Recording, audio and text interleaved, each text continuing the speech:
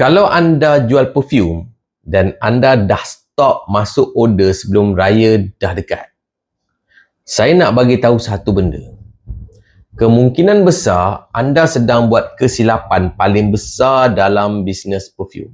Dan kesilapan ini ramai seller kehilangan jualan sepanjang bulan Syawal. Saya perasan sekarang ni ramai pemborong dan founder perfume dah mula cakap, tak nak restock dululah, raya dah dekat. Ada yang fikir orang dah beli perfume sebelum raya. Ada yang fikir lepas raya orang dah tak nak beli perfume dah. Tapi sebenarnya fikiran tu yang buat ramai seller rugi setiap tahun. Cuba kita fikir logik. Raya ni bukan berlaku 2 hari je.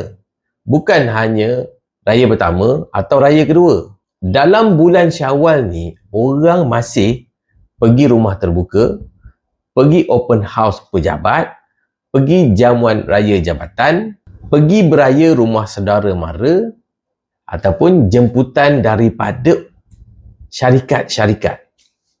Kadang-kadang sampai raya ke-20, sampai raya ke-30 pun masih ada jemputan. Setiap kali orang keluar beraya, apa benda yang orang akan pakai? Baju raya, confirm. Satu lagi, perfume. Sebab tu sebenarnya, jualan perfume Syawal baru bermula selepas raya kedua. Ramai seller kehabisan stok masa sebelum hari raya pertama lagi. Maknanya 31 Ramadan tu dah habis dah semua stok dia. Sedangkan Syawal ni ada 30 hari. Kenapa jadi macam ni? Sebab mereka berhenti restock terlalu awal. Sebab tu kalau anda jual perfume, anda kena pastikan stok cukup sampai raya ke-30.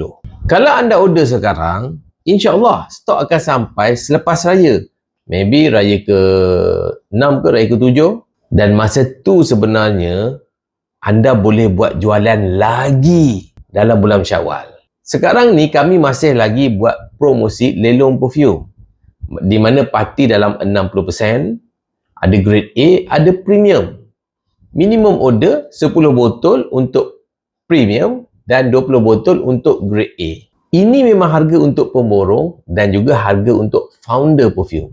Kalau anda nak restock sebelum raya dan nak pastikan stok cukup, boleh terus WhatsApp saya sekarang. Jangan nak tunggu lepas raya, raya ke-5, raya ke-6 baru nak restock. Nanti dah masuk minggu ke-3 Syawal baru stok akan sampai. So anda akan sempat berniaga seminggu je dalam bulan Syawal nanti.